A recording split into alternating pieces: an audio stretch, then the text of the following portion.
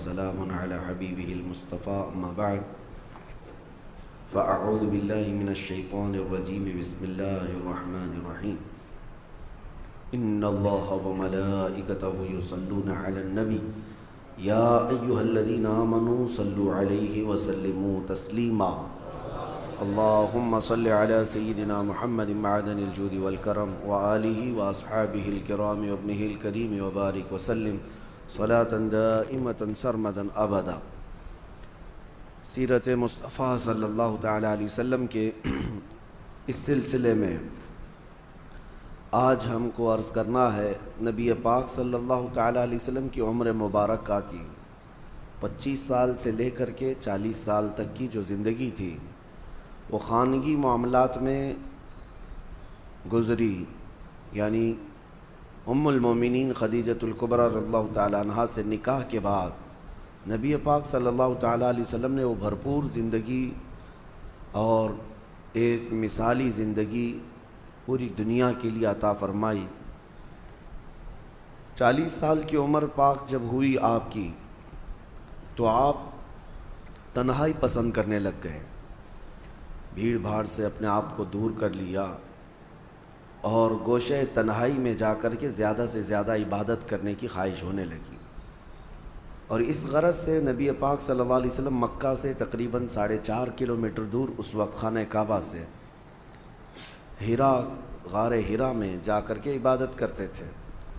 ہیرا یہ جبل نور ایک پہاڑی ہے، اس پہاڑی کے اوپر ایک غار ہے، یہ تقریباً 3000 فٹ اونچا ہے۔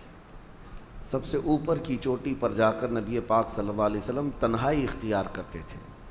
یہ گوشہ نشینی تھی اور اس وقت تک ابھی کوئی وحی نہیں آئی تھی، نہ ہی کوئی آیت اتری تھی قرآن کی، لیکن اس سے پہلے ہی نبی پاک صلی اللہ علیہ وسلم 2 دن 3 دن تک اس غار میں تشریف لے جاتے تھے۔ اس وقت حضرت خدیجۃ الکبریٰ رضی اللہ تعالیٰ عنہا مکمل ساتھ رہیں، یہاں تک کہ آپ کے کھانے کا انتظام وہ خود کرتیں، گھر سے کھانا لے کر کے وہ خود جاتیں اور پہاڑ پر کھانا دے کر کے پھر واپس آتیں۔ آج ایک بار چڑھ جائے کوئی اس پہاڑ پر تو 8 دن تک پٹھے درد کرتے ہیں، اور حضرت خدیجۃ الکبریٰ رضی اللہ تعالیٰ عنہ دن میں 2 مرتبہ حضور پاک صلی اللہ علیہ وسلم کے پاس، کبھی 3 مرتبہ جاتی تھیں اور آتی تھیں خدمت مصطفیٰ میں۔ پھر یہ دن گزرتے رہے تو وہی ایک دن جب آپ کی عمر مبارک کا 40واں سال تھا، جبرائیل امین علیہ السلام آئے غار میں، اور وحی کے اترنے کے معاملات وہاں سے شروع ہوئے۔ جیسے کہ میں نے تفسیر کے پہلے دن بھی عرض کیا تھا کہ قرآن کی سب سے پہلی آیت کیسے نازل ہوئی۔ جبرائیل امین علیہ السلام آئے غار میں اور حضور اکرم صلی اللہ علیہ وسلم سے کہا اقرا، پڑھو۔ حضور نے فرمایا میں نہیں پڑھنے والا۔ پھر جبرائیل امین نے سینے سے سینہ لگا کر بہت تیزی سے بھیج دیا، اور اس کے بعد پھر چھوڑ دیا، پھر کہا۔ 3 مرتبہ جبرائیل امین نے اس طرح سے کیا، سینے سے سینہ لگا کر کے معانقہ کرتے تھے، اور 4تھی مرتبہ میں جبرائیل امین نے کہا اقرأ بسم ربک الذی خلق، پڑھو اس رب کے نام سے جس نے پیدا کیا ہے۔ نبی پاک صلی اللہ تعالیٰ علیہ وسلم نے پھر پڑھنا شروع فرمایا، یہاں تک کہ 5 آیتیں نازل ہوئی۔ یہ آیتیں لے کر کے نبی پاک صلی اللہ علیہ وسلم اترے، اور سب سے پہلے جو خبر دی گئی وحی کے اترنے کی وہ ام المومنین خدیجۃ الکبریٰ، حضرت خدیجۃ الکبریٰ حضور صلی اللہ علیہ وسلم کو لے کر کے ورقہ بن نوفل، اس زمانے میں عیسائیوں کے ایک بہت بڑے عالم کا نام ہے ورقہ بن نوفل، یہ ایک عبادت گزار شخص تھے۔ ان کے پاس حضرت خدیجہ لے کر کے گئیں، وہ ان کے خاندانی بزرگ بھی تھے، کہ معاملات پوچھنے کے لیے کہ یہ کیا معاملات ہیں۔ ورقہ بن نوفل کے پاس جانے کے بعد انہوں نے پوچھا نبی پاک صلی اللہ علیہ وسلم سے کہ کیا معاملہ ہوا آپ کے ساتھ۔ حضور نے پورا واقعہ بتایا، غار ہیرا میں کیا کیا پیش آیا۔ تو ورقہ بن نوفل نے کہا محمد صلی اللہ علیہ وسلم مبارک ہو، آپ کے پاس جو فرشتہ آیا وہ عام فرشتہ نہیں، بلکہ وہ پچھلے نبیوں کے پاس اللہ کا پیغام لے کر آتا تھا، اور اگر وہ فرشتہ آپ کے سامنے آیا ہے تو اللہ نے آپ کو نبوت کے لیے چنا ہے، آپ اس کے رسول ہیں، آپ اس کے نبی ہیں۔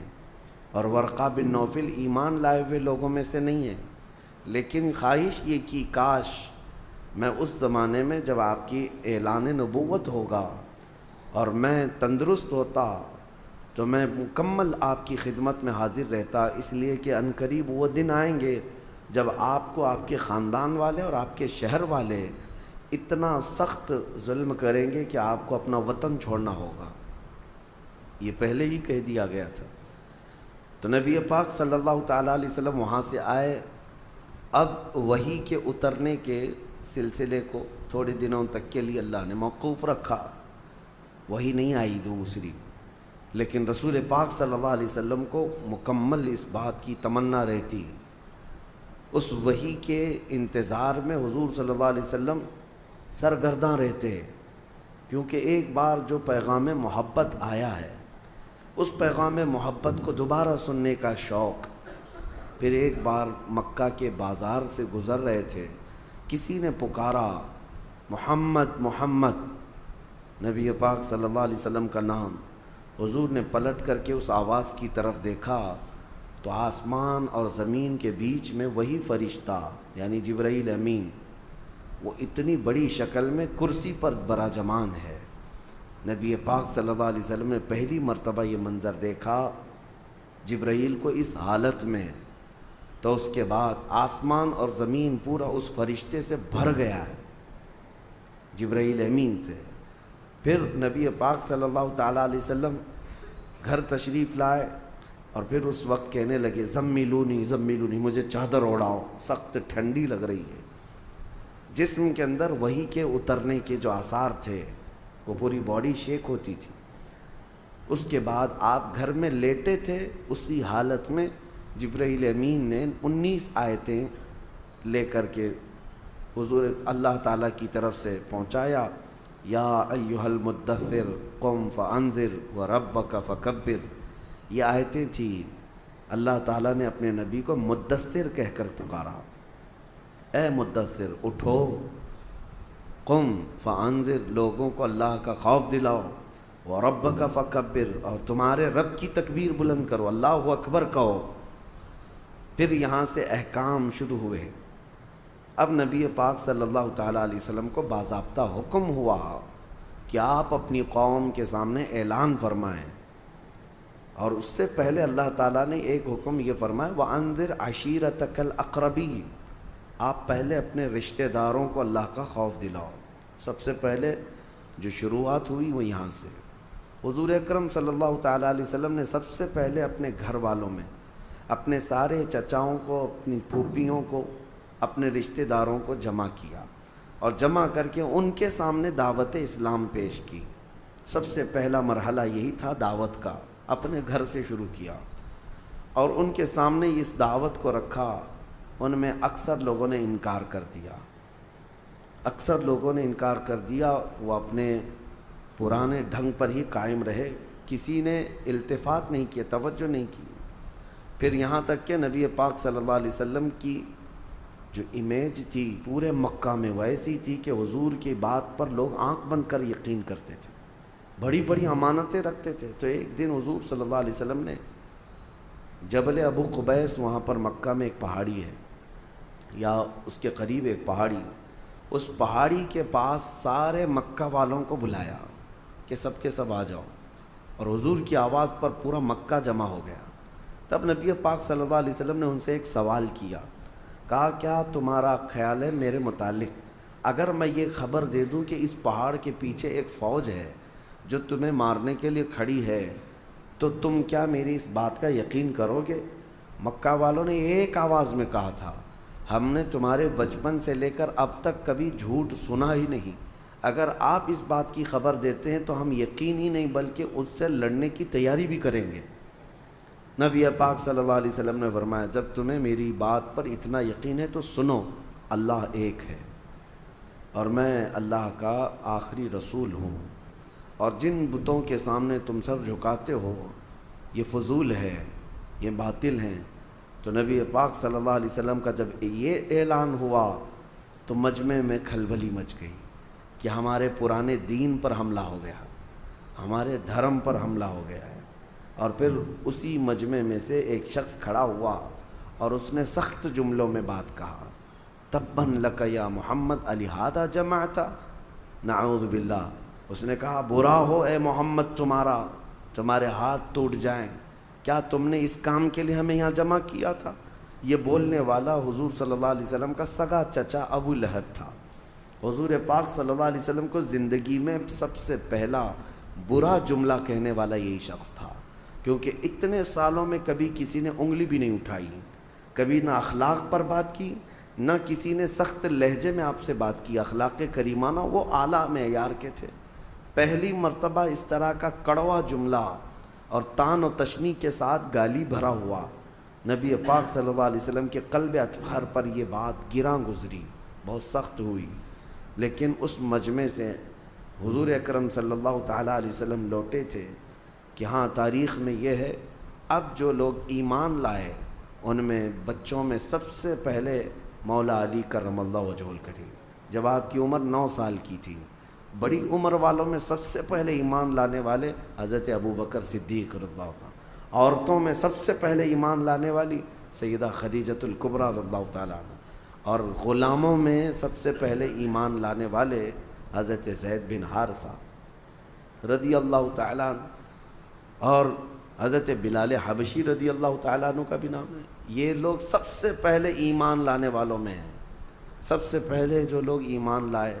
اب یہ وہ لوگ تھے، اس میں حضرت ابوبکر حضرت خدیجہ کو چھوڑے تو باقی تو سب ان کے حالات ایسے نہیں تھے کہ وہ پورے مکہ والوں سے پنگا لے لیتے، مقابلہ کر سکتے۔ کمزور لوگوں سے دین شروع ہوا، اور جو لوگ شروع میں اسلام میں داخل ہوتے تھے وہ غریب صحابہ تھے، کمزور تھے، لیکن ایمان اتنا مضبوط تھا کہ ہر مصیبت کے لیے وہ ڈٹے رہتے تھے، ہر بڑی سی بڑی مصیبت کو فیس کرنے کو تیار تھے۔ اب یہاں سے تبلیغ اسلام کا سلسلہ شروع ہوا۔ شروع کے سالوں میں نبی پاک صلی اللہ علیہ وسلم نے پوشیدہ طریقے سے ہی دعوت اسلام دی، پوشیدہ طریقے سے، یعنی بالکل اوپنلی دعوت نہیں دی جاتی تھی، تنہا ایک ایک شخص کو کنونس کرنا۔ جیسے حضرت ابوبکر صدیق کی دعوت پر حضرت عثمان غنی ایمان لائے، حضرت ابوبکر صدیق کی دعوت پر حضرت زبیر، حضرت طلحہ، یہ لوگ بھی ایمان لائے۔ تو یہ جو ایک دوسرے سے ایمان کا سلسلہ چلتا رہا۔ باضابطہ طور پر تبلیغ کب ہوئی؟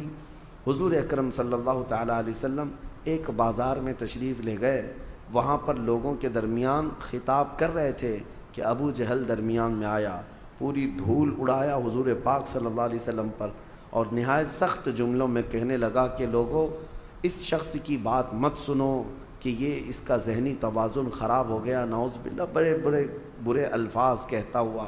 اب یہاں سے تکلیفوں کا دور بھی شروع ہو گیا، آزمائش کا دور۔ ایک بات یاد رکھیں، کوئی بھی مشن لے کر کے کھڑا ہونا معمولی نہیں اس دنیا میں، اور وہ بھی نبی پاک صلی اللہ علیہ وسلم نے ایسے پتھر دلوں کے سامنے وہ عظیم دین کو پیش کیا تھا۔ اب آپ اندازہ کر سکتے ہیں وہ لوگ کس قدر ایگریسو تھے، اسی سے آپ اندازہ کریں کہ حضور جیسے شخص کو جو لوگ اچھی طرح جانتے تھے اخلاق میں کیا ہیں، لیکن حضور جب حرم کعبہ میں آتے تو ان کے ساتھ کیا کیا کرتے تھے لوگ، کیا کچرے ڈالے، بہت ساری چیزیں کی، یہاں تک کہ عقبہ بن ابی معیط نام کا ایک ظالم شخص ایسا ہے، حضور ایک بار مسجد حرم میں آئے تھے نماز ادا کرنے کے لیے، اس نے اپنا گمچھا جو رومال ہوتا ہے وہ حضور صلی اللہ علیہ وسلم کے گلے میں ڈال کر گول گھمانا شروع کیا، اور اتنا گھما کر کے کھینچا کہ حضور اکرم صلی اللہ علیہ وسلم کے گلے پاک پر سوجن آ گئی تھی۔ یہ سب معاملات حضور کے ساتھ ہوئے، اور جو صحابہ ایمان لائے تھے ان کی بڑی آزمائش تھی۔ حضرت ابو فقیہہ ایک غلام تھے، ان کو ان کا آقا اتنا مارتا تھا، یہاں تک کہ راستے میں لے کر جا رہا تھا تو ایک جانور ہوتا ہے چھوٹا سا، اس جانور کو دیکھ کر کے اس نے کہا کہ تیرا خدا یہی تو نہیں ہے۔ اس وقت حضرت ابو فقیہہ کا ایمان دیکھیں، جیسے اس نے گستاخی کی، پکار کر کہنے لگے اللہ ربنا، ہمارا رب اللہ ہے، ہمارا رب اللہ ہے، وہ ایک ہے۔ وہ ظالموں کو جلانے کے لیے یہی اتنا ہی کافی تھا۔ اسی کو تو اقبال نے کہا ہے کہ یہ غریب صحابہ تھے لیکن ان کے چولہے ہلا کر رکھ چکے تھے، کمزور تھے لیکن ان کے لوگوں کی نیندیں حرام کر رکھی تھی، کہ ان کا داؤ ان پر نہیں چلتا تھا، وہ ڈرائے دھمکائے موب لنچنگ کیے لیکن صحابہ پر کچھ بھی اثر نہیں ہوتا تھا۔ اسی کو اقبال نے کہا تھا کفر دم توڑ دے گا ٹوٹی ہوئی شمشیر کے ساتھ۔ تمہارے پاس بڑے ہتھیار ہونے ضروری نہیں ہیں، ٹوٹی ہوئی شمشیر، ٹوٹی تلوار۔ فرماتے ہیں اقبال کفر دم توڑ دے گا ٹوٹی ہوئی شمشیر کے ساتھ، گر تم نکل آ جاؤ ایک بار نعرہ تکبیر کے ساتھ۔ ہاں وہ نعرہ تکبیر کس کا تھا؟ وہ صحابہ کا تھا، ہر گھڑی ہر لمحے۔ اب جو تکلیف اٹھائے ہوئے صحابہ ہیں ان کی ایک لسٹ ہے لمبی، کون کون سے صحابہ ہیں جنہوں نے اسٹرگل کیا ہے بہت سخت طریقے سے۔ اس میں حضرت ابو فقیہہ، حضرت بلال حبشی، حضرت خباب ابن الارت، حضرت خبیب ابن عدی، حضرت عمار بن یاسر جن کو آگ میں جلایا گیا تھا، آگ میں جلایا گیا، حضرت سیدہ سمیہ جن کو گھوڑے کے ٹانگوں میں باندھ کر کے دوڑایا گیا تھا، وہ بڑی عمر کی خاتون تھی، ان کی شرمگاہ پر تیر مار کر کے انہیں شہید کیا گیا تھا۔ یہ اسلام کی سب سے پہلی شہیدہ ہے، سب سے پہلے شہید ہونے والی خاتون ہے۔ مکہ میں یہ جو اسٹرگل کا زمانہ شروع ہو گیا، تو اب میں آپ کو یہاں سٹیپ بائی سٹیپ عرض کروں گا۔ نبوت کے جو سال شروع ہوئے، پہلا سال، دوسرا سال، تیسرا سال، چوتھا سال، اس طرح سے 40 سال کی عمر پاک میں نبی پاک صلی اللہ علیہ وسلم نے اپنے نبوت کا اعلان فرمایا۔ آپ ایک بات یاد رکھیں، فرق محسوس کریں۔ بہت سارے لوگ یہ کہتے ہیں حضور 40 سال کی عمر میں نبی بنائے گئے۔ حضور نبی بنائے نہیں گئے، حضور نے تو فرمایا میں تو اس وقت بھی نبی تھا جب آدم علیہ السلام کو مٹی اور پانی میں گوندھا جا رہا تھا، وہ تو نبی اس وقت بھی تھے۔ اور نبی میرے آقا صلی اللہ علیہ وسلم اولین آخرین سب کے نبی ہیں، لیکن نبوت کا اعلان کرنے کا حکم 40 سال کی عمر میں ہو۔ اس کو ہمیشہ سے احتیاط کریں۔ بعض لوگ ایسے ہی بک جاتے ہیں کہ حضور کو 40 سال کی عمر میں نبوت ملی، نبوت ان کی زمانے سے تھی لیکن اعلان کرنے کا حکم کب ہوا؟ 40 سال کی عمر میں۔ اب یہاں سے دور نبوت شروع ہوا، اب اس کو دور نبوت کہتے ہیں۔ 40 سال پہلے کی جو زندگی میں نے آپ کو رکھا وہ مختصراً وہ حضور کی ایک سیرت ایسی ہے جو آئیڈیل ہے، مثالی ہے۔ بچپنا، جوانی، شادی کے معاملات، تجارت کے معاملات 40 سال کی عمر تک، لیکن اب اصل جو یعنی پوری دنیا کے لیے اسوہ حسنہ ہے، جس کو قرآن نے کہا ہے لَقَدْ كَانَ لَكُمْ فِي رَسُولِ اللَّهِ أُسْوَةٌ حَسَنَةٌ، تمہارے لیے رسول اللہ کی زندگی بہترین آئیڈیل ہے، نمونہ ہے۔ اب وہ دور نبوت کو آپ کے سامنے رکھنا ہے۔ 23 سال تک، 40 سال کی عمر سے لے کر کے حضور اکرم صلی اللہ علیہ وسلم کی عمر جب 63 سال کی ہوئی، یہ پورا دور نبوت ہے۔ دور نبوت کو ہم 2 حصوں میں ڈیوائیڈ کرتے ہیں، ایک مکی حصہ ہے اور ایک مدنی حصہ ہے۔ 13 سال مکہ میں دور نبوت کے گزرے اور 10 سال مدینے میں دور نبوت کے گزرے۔ دونوں دور بہت الگ الگ ہے، ڈیفرنٹ ہیں۔ مجھے آپ کو سٹیپ بائی سٹیپ عرض کرنا ہے 13 سال مکہ میں کس طرح گزرے، پہلا سال کیا تھا، دوسرے سال کون سے واقعات پیش آئے، تیسرے سال کون سے واقعات پیش آئے۔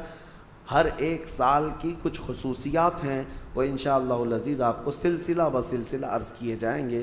مکہ کا دور مکمل اسٹرگل کا دور ہے، یہاں کوئی جہاد کی آیت نہیں اتری تھی۔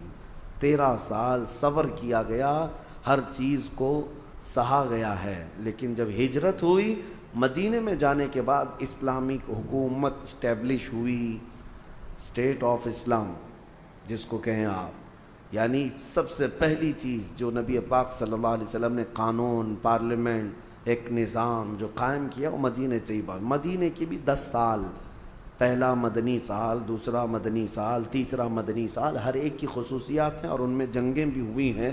ہم اس کو تقسیم کر کے اب اصل سیرت کو یہاں سے آپ کے سامنے رکھتے ہیں۔ روزانہ میں انشاءاللہ العزیز سلسلہ بسلسلہ آپ کے سامنے رکھنے کی کوشش کرتا ہوں۔ اللہ کریم میرے آقا صلی اللہ تعالیٰ علیہ وسلم کی سیرت طیبہ پر ہمیں عمل کی توفیق عطا فرمائے۔ مولا کریم نبی پاک صلی اللہ علیہ وسلم کا سچا عشق اور سچی محبت ہمارے سینوں میں عطا فرمائے۔ وآخر دعوانا ان الحمد للہ رب العالمین۔ صلاۃ و سلام کی کریں۔